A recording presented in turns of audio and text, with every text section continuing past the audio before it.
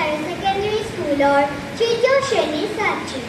আমাৰ বিদ্যালয়ৰ সাহিত্য চৰাই আয়োজন কৰা আজি এই অনুষ্ঠানত মই কিতাপ পঢ়াৰ আনন্দ শীৰ্ষক বক্তব্য প্ৰদান কৰিবলৈ লৈছোঁ।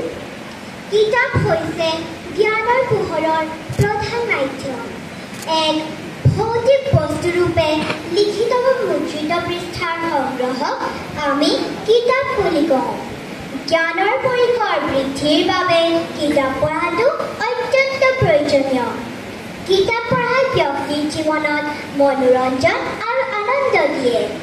কিতাপ পঢ়াৰ আনন্দ হৈছে এক অনন্য আৰু ব্যক্তিগত অভিজ্ঞতা যিয়ে পঢ়ুৱৈজনৰ বাবে বহুতো উপকাৰ সাধন কৰিব পাৰে। কিতাপে ইতিহাস আৰু বিজ্ঞানৰ পৰা আৰম্ভ কৰি শিল্প আৰু সংস্কৃতিলৈ বিভিন্ন বিষয়ৰ ওপৰত জ্ঞান আৰু তথ্য প্ৰদান কৰে।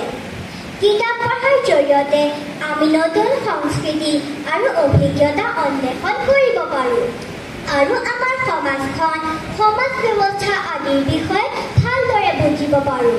নিয়মিতভাৱে কিতাপ পঢ়িলে স্মৃতিশক্তি আৰু একাগ্ৰতা শক্তিও বৃদ্ধি পায়, যাৰ ফলত মগজুক চোকা আৰু সক্ৰিয় কৰি ৰাখিব পাৰি।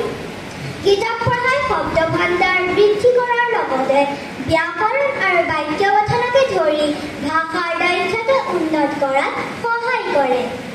আমি যিমানেই পঢ়োঁ সিমানেই ভাষাৰ আৰ্হিবোৰ শিকি নিজৰ লেখাত আৰু নিজৰ মৌখিক ভাৱ প্ৰকাশ কৰাত উন্নতি সাধন কৰিব পাৰোঁ।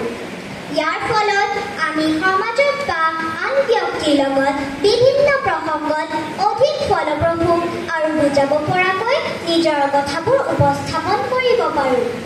কিতাপ পঢ়াই কল্পনা শক্তিক বৃদ্ধি কৰিব পাৰে, যাৰ ফলত পাঠকে তেওঁলোকে পঢ়া গল্পবোৰৰ নিজৰ মানসিক ছবি সৃষ্টি কৰিব পাৰে।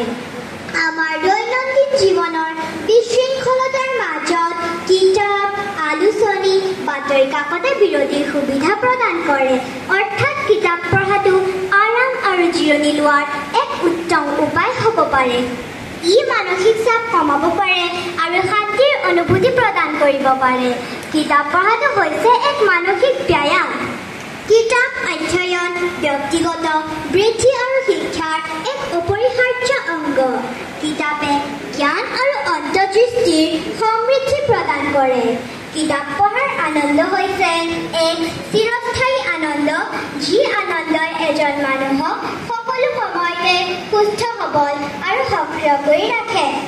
সামগ্ৰিকভাৱে কিতাপ পঢ়াৰ সুবিধাসমূহ অসংখ্য আৰু বৈচিত্ৰ্যময়। ই ব্যক্তিগত বৃদ্ধি আৰু বিকাশত অৰিহণা যোগায়। সেয়েহে আমি সময়ৰ সৎ ব্যৱহাৰ কৰি কিতাপ পঢ়াত অধিক গুৰুত্ব দিব লাগে। ইমানকে কৈ মই কিতাপ পঢ়াৰ আনন্দ শীৰ্ষক বক্তব্য সামৰণি মাৰিলোঁ।